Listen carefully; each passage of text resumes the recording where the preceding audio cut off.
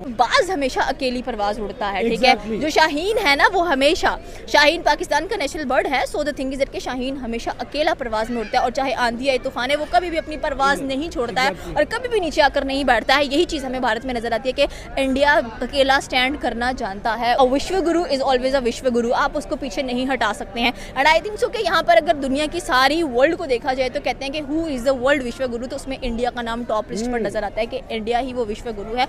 Abid Ali official के साथ आज हमारे साथ मौजूद है सिद्रा तारिक, जो कि खुद आबिद अली ऑफिशियल को होस्ट करती हैं।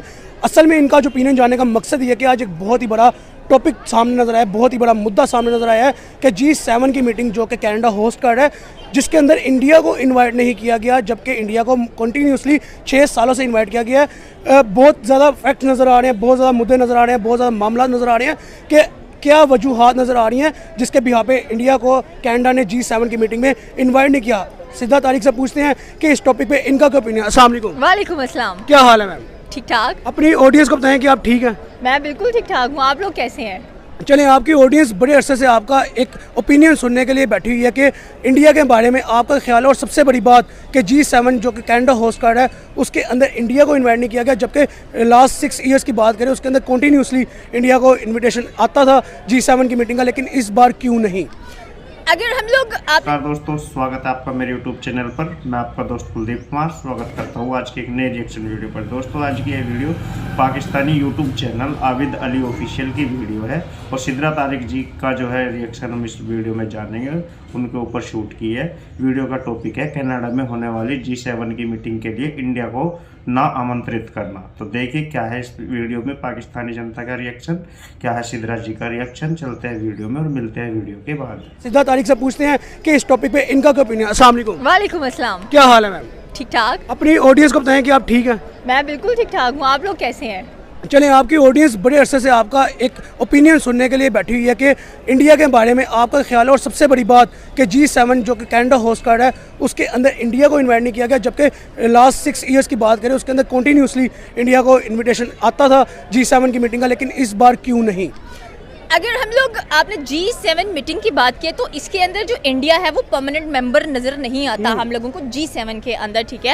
And second most important thing, अगर हम G7 की कंट्रीज की बात करें तो इसमें हम लोगों को कनाडा नजर आता है, यूके नजर आता है, फ्रांस नजर आता है, इटली नजर आता है, जापान नजर आता है, USA भी नजर आता है। But the point is that कि G7 के अंदर इस बार जो इंडिया है उसको इन्वाइट क्यों नहीं किया गया, नरेंद्र मोदी को इन्वाइट क्यों नहीं किया गया, ये सवाल सिर्फ हमारे माइंड में नहीं आता है, बल्कि अगर हम कांग्रेस की बात करें जो उनकी पार्टी है, वो भी ये सवाल कर रहे हैं कि भाई 2014 से 6 साल आप लगा ले कंस्टेंटली इंडिया को इनवाइट किया जा रहा था G7 समिट के अंदर। मनमोहन सिंह से शुरुआत हुई थी, और इंडिया एक बहुत बड़ा आपको विश्व गुरु नजर आता है। विश्व गुरु का मतलब होता है अ टीचर, ठीक है, जो टीच करता है, मतलब कि आप इसको ट्यूटर भी कह सकते हैं, आप इसको टीचर ऑफ द वर्ल्ड और यूनिवर्स भी कह सकते हैं। मतलब जहां पर इंडिया को विश्व गुरु कहा जा रहा है तो इस विश्व गुरु को इन्वाइट करना भी बनता था G7 मीटिंग के लिए। आपने देखा होगा कि जहां पर नरेंद्र मोदी जाते हैं, फॉर एग्जांपल अगर हम दुबई की बात करें, क्लाइमेट चेंज की मीटिंग थी COP28, वहां पर भी इनको फ्रंट ऑफ द फोटो खड़ा कर दिया गया था। फिर सेकेंडली अगर हम लोग G20 की बात करें तो श्रीनगर के अंदर इंडिया ने खुद होस्ट किया था। फिर अगर हम शंघाई की बात करें तो वहां पर भी देखा जाए तो हमें नजर आए थे doctor S Jaishankar, Pakistan visit किया उन्होंने। उसके बाद अगर हम लोग G7 की बात करें तो इससे पहले बांग्लादेश के साथ भी इन्होंने एक समिट को अटेंड किया हुआ है नरेंद्र मोदी ने। लेकिन राइट नो अगर हम लोग G7 मीटिंग की बात करें तो बहुत बवाल मचा हुआ है कि भाई इंडिया इस बार G7 की मीटिंग के लिए इनवाइट क्यों नहीं किया गया। सबसे पहले वो मेंबर नहीं है, लेकिन as a respect gesture, as a vishwa guru India को इन्वाइट किया जाता था ताकि वो आकर वहाँ पर अपने ख्यालात का, स्पेशली क्लाइमेट चेंज के बारे में जो डिस्कशन करते हुए हम लोगों को दिखाई देते हैं। सो यहाँ पर बेसिक सवाल ये आता है कि भाई इतना बड़ा विश्व गुरु हो, इतनी बड़ी फॉरेन पॉलिसी हो, इतने बड़े करने लगा था कि इतना बड़ा एक कल्चर प्रमोट होता है, लोग स्पेशली फॉरेनर्स कल्चर देखने इंडिया में स्पेशली आते हैं, तो क्यों इस दफ़ा इनवाइट क्यों नहीं किया गया? क्या वजूहत लगती है, क्या फैक्ट्स नजर आते हैं, बैक एंड पे क्या ऐसे मामला था जिसके बिहाफ पे इस बार इंडिया को इनवाइट नहीं किया गया? सुनने में तो यह है कि जो इंडो पाक कॉन्फ्लिक्ट चला था और जिसके अंदर कह लें कि USA ने इंटरप्शन किया था आकर सीज फायर को लेकर, वहां पर अगर देखा जाए तो इंडिया की जो फॉरेन पॉलिसी है काफी ज्यादा जंबल करती हुई दिखाई दी है। बट एक मिनट आपका सवाल यहाँ पे आपकी बात काटूंगा। फॉरेन पॉलिसी का आपने जिक्र किया कि जंबल करती नजर आई है, सबसे बड़ा एक पॉइंट उठाने जा रहा हूँ मैं, ऑडियंस भी इस चीज़ का मुझे जवाब दे कि पाकिस्तान इंडिया हरीफी कह लें कि एक रवायती हरीफ नजर आते हैं। उसके बाद आप देखें कि एक इनके आपस में कॉन्फ्लिक्ट नजर आते हैं, लेकिन आप इंडिया की फॉरेन पॉलिसी की बात करें कि आप एक दूसरे के दुश्मन हैं, बट स्टिल आप पाकिस्तान आ रहे हैं एक समिट के लिए, स्टिल फॉरेन पॉलिसी आप कहेंगे आई थिंक। उसके बाद आप COP28 की आपने बात की, उसके बाद आपने श्रीनगर में G20 की बात की।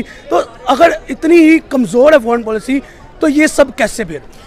ये सब इसलिए फॉरेन पॉलिसी कमज़ोर नहीं है, but at the time of need कहते हैं ना कि अ friend is in need, a friend is in dead. ये चीज़ हम लोगों को नज़र आई है यहाँ पर कि इंडिया ने समझा था कि हमें सपोर्ट मिलेगा हर एक किसी से, क्योंकि हमारी फॉरेन पॉलिसी बहुत अच्छी है एंड ये होना भी चाहिए। आपने टर्की को देखा होगा, ऑपरेशन दोस्त के अंदर जब अर्थक्वेक आया था टर्की के अंदर, तो इंडिया ने बहुत सारा फंड दिया था वहाँ पर भी। फिर उसके बाद आप बात कर ले, मेरे ख्याल में थाईलैंड में आया कि बैंकॉक में अर्थक्वेक आया, तो वहाँ पर भी इंडिया ने बहुत सारे कह लें कि अपने रेस्क्यू लोग भेजे हैं, फंड भेजे हैं, खाना भेजा है, सिरिंजेस भेजी हैं, सारा कुछ इक्विपमेंट्स वगैरह भेजे हैं वहाँ पर। यही मेरा पॉइंट है। फिर दुनिया कैसे कह रही है कि इंडिया की फॉरेन पॉलिसी फ्लॉप हो गई है, जंबल कर दी है? आई थिंक सो कि यहाँ पर जब सीज फायर की बात आती है तो जो यूएसए ने इंटरवेन किया है बीच में आकर, उसको लेकर काफ़ी ज़्यादा लोगों का माइंड सेट है वो थोड़ा सा डिस्टर्ब हुआ है, क्योंकि भाई इंडो पाकिस्तान की बात आती है कि जब वॉर उनका चल रहा था तो थर्ड पार्टी की जरूरत नहीं थी। वो लोग खुद डिसाइड कर सकते हैं कि भाई हमें सीज फायर कब करना है, कब नहीं करना है। हम एक दूसरे को मुंह तोड़ जवाब दे रहे हैं, और कितना जवाब देंगे, कब तक देंगे और कहाँ तक देंगे, ये हमारा पर्सनल मैटर है।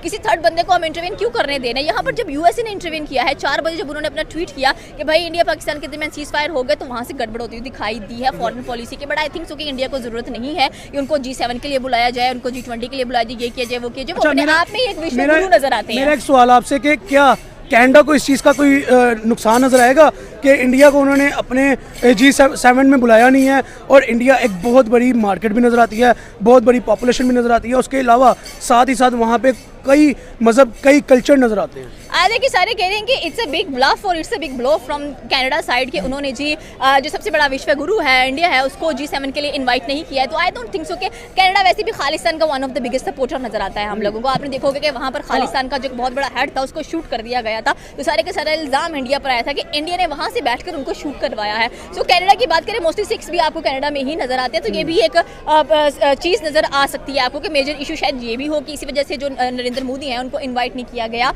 कह लें कि G7 के समिट के अंदर। But the point is that कि भाई इंडिया को कोई फर्क नहीं पड़ने वाला है। इंडिया एक बिग मार्केट है, चौथी बड़ी इकोनॉमी है, उसके पास 1.5 बिलियन की आबादी है, और ऐसी आबादी है जो कि अपने मुल्क को बहुत ज़्यादा सपोर्ट करती हुई दिखाई देती है। और ऐसी आबादी की हर किसी को जरूरत होती है भाई, नेशनलिस्ट है, बहुत ज़्यादा पैट्रियोटिक है, बहुत ज़्यादा।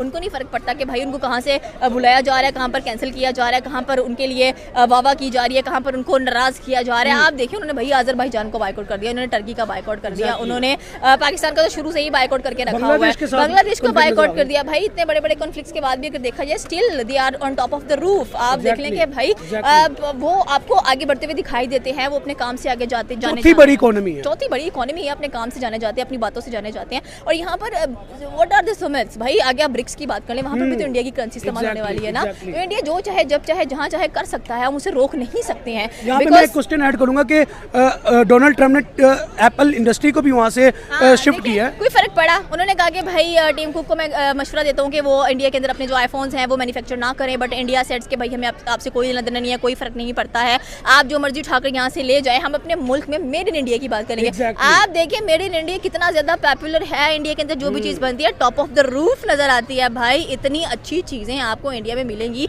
कि आप हैरान रह जाओगे। रिसेंटली हम लोगों ने वाघा बॉर्डर को विजिट किया, वहाँ पर भी हमें इंडियन प्रोडक्ट्स बहुत ज्यादा नजर आए, संतूर सॉप नजर आया, टाटा टी नजर आई, उसके बाद हमने खरीदी थी सोन पापड़ी बहुत फेमस थी, वो भी खरीदी and its taste was very good, बहुत अच्छा था। सो आई थिंक सो कि जहाँ पर अब भारत की बात करते हैं तो भारत खुद में ही एक विश्व गुरु है।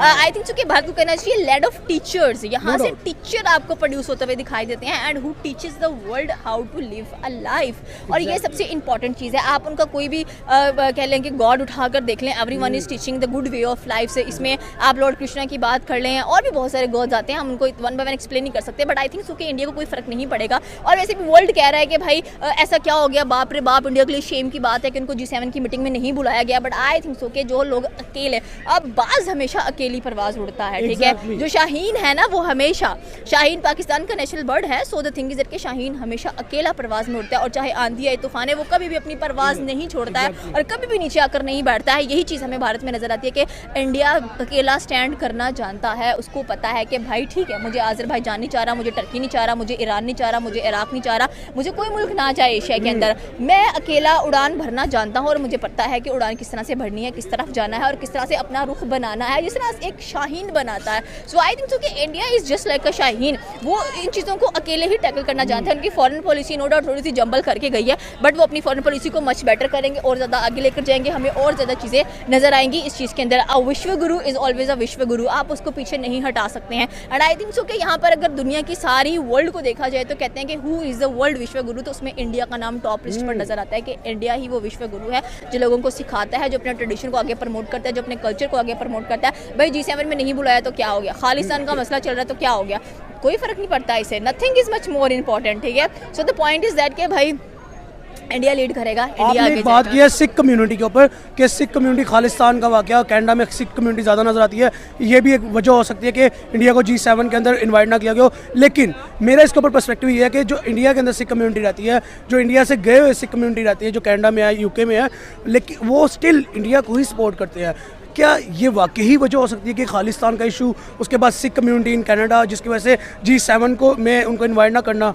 आज मैं क्लिप देख रही थी कनाडा के आई थिंक सो प्राइम मिनिस्टर की, वो वहाँ पे गए हुए थे और खाना सर्व कर रहे थे। लाइक इट्स बहुत सारे सिख वहाँ पर मौजूद थे। तो यहाँ से एक चीज़ ये भी माइंड में आती है कि मे बी कनाडा के अंदर they are so many Sikh, तो वो बेसिकली यही चाह रहे हैं कि भाई अगर हम खालिस्तानियों को प्रपोर्ट कर रहे हैं, सपोर्ट कर रहे हैं, तो there is no need of the Narendra Modi. But one thing is that कि 6 साल 2014 से लगातार इन्होंने कंटिन्यू किया। सबसे पहले आपने बताया कि मनमोहन सिंह को इन्वाइट किया गया था, तो इट्स अ बिग कह लें कि चीज़ नजर आती है आम लोगों को कि इंडियन प्राइम मिनिस्टर्स को बुलाने की एक रवायत थी, एक रीत थी। इस रीत को इस तरह से ब्रेक कर देना, आई डोंट थिंक सो कि इट्स अ गुड थिंग। वैसे ही आपको बुलाना चाहिए, वैसे ही बात करनी चाहिए, बैठना चाहिए उनके साथ, उनको बताना चाहिए। बिकॉज आई थिंक सो कि पूरी दुनिया के अंदर इंडिया जितना रिच इन कल्चर नजर आता है, रिच इन ट्रेडिशन नजर आता है, रिच इन टीचिंग नजर आता है, भाई आपको ज़िंदगी की बेसिक चीज़ें नजर आती हैं। अगर इंडिया की हम लोग रिलीजियस बुक्स को उठा के देखें, आपको way of life specially lord Krishna के देख लें, आप राम के देख लें, everything you going to see a good thing in it. मुझे ये चीज़ बेसिकली लगती है एंड आई होप सो कि अगर G7 में नहीं बुलाया तो इंडिया भी इसके अगेंस्ट एक अच्छा स्टेप लेगा, ठीक है, क्यों नहीं लेगा। उसने हर एक अगेंस्ट स्टेप, जैसे मैंने बात की कि इंडिया शाहीन है भाई, स्टेप लेना जानता है, वो उसको पता है कि ठीक है अगर ये बंदा मुझे ignore the one who ignores you, exactly, ठीक है, जो आपको इग्नोर करता है आप उसे भी इग्नोर करें। और ये जो थ्योरी है ये प्रोबेबली इंडिया इस्तेमाल कर रहा है और इंडिया इस्तेमाल करता ही जाएगा और उसको करनी भी चाहिए। बिकॉज आई थिंक सो कि जितनी बड़ी साउथ एशिया के अंदर हमें एक इंडियन कम्युनिटी नजर आती है, हिंदू नजर आते हैं, सनातन नजर आते हैं, तो वो एक बहुत बेस्ट चीज़ है। और आई थिंक सो कि जितनी जल्दी हिंदू दूसरों में एमर्ज हो जाते हैं, मिल जाते हैं, अमलगमेट कर जाते हैं, वो एक बहुत बड़ी बात है। एंड आई होप सो कि आई डोंट थिंक सो कि जो BJP है या जो कह लें कि नरेंद्र मोदी हैं या जो दुनिया के सबसे बड़े विश्व गुरु हैं, वो इस बात को दिल पर लेंगे कि भाई हमें G7 की मीटिंग में नहीं बुलाया तो ना बुलाए, हमारा क्या जाता है। आपसे लास्ट क्वेश्चन ये करूंगा कि स्टिल आऊँगा G7 के ऊपर ही कि कनाडा ने इंडिया को इनवाइट नहीं किया G7 के अंदर, तो क्या इससे आपको लगता है कि कनाडा को नुकसान होगा या इससे आपको लगता है कि मज़ीद जो अमेरिकन या यूरोपियन कंट्रीज़ हैं वो इस चीज़ के ऊपर ही चलेंगे और इंडिया को स्टिल इनवाइट नहीं करेंगे? ये लेम एक्सक्यूज़ है कि उनकी फॉरेन पॉलिसी बहुत वीक है। आई थिंक सो कि ये जस्ट एक एक्सक्यूज़ है और एक एक्सक्यूज़ ही रहेगा।